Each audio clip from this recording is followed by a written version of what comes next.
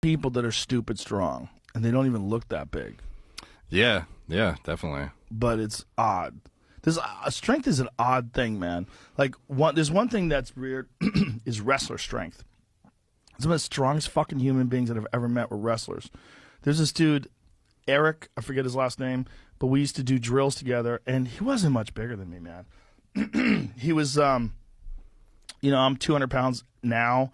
Back then, I was probably 190, and maybe he was 200, 205 at the most, so maybe he's 15 pounds heavier than me. Mm-hmm. And we used to do these drills, this knee on belly drill. The knee on belly drill is you're on your back, the guy has his knee across your belly, and generally like hands on one shoulder and maybe an overhook on one of your arms. And the idea is he's trying to hold you in place, and you're trying to explode out of there, put pressure on the knee, hip escape, get out of the position. When he was on top of me, I wasn't going anywhere. This fucking dude would pin me down. It was crazy how strong he was.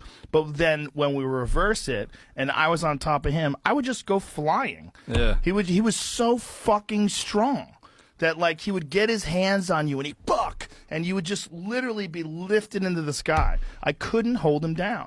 And it was this wrestler strength that is just, he wasn't that much bigger. Because there would be other guys that were that big, and you would train with them, and it was proportionate. It made sense. Like we'd roll with them, and they were strong, but it wasn't freakish.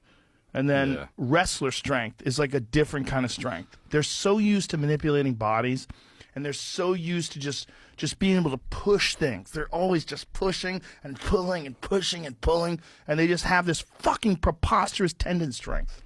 Yeah, it's weird how transferable or not some exercises are for, like, some people are just disproportionately strong at one lift for some reason. Yeah. Where they can deadlift a fucking ridiculous amount, but then bench they suck at, and then transferring to actual athletics, it might not even make a difference at all, and they get tossed around by some dude who can't even bench a fucking plate or something. Yeah. Well, it's there's a big one in martial arts where it's power.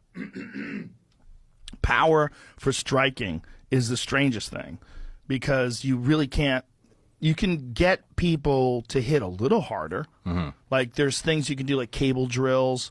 There's some explosive plyometrics that can increase your punching power and your kicking power a little bit, but not much. Not much where no one's ever going to like mistake you for Melvin Manhoof or something like that. There's certain people that just have fucking crazy power, and it's so weird. Like there's this guy, Alex Pereira.